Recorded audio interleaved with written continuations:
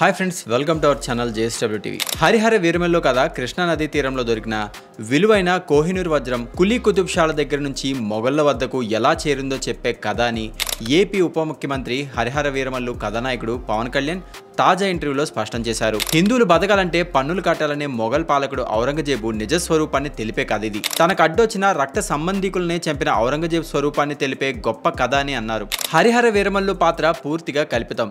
దీన్ని రకరకాల కాలాలతో పోలుస్తూ ప్రచారం చేస్తున్నారు.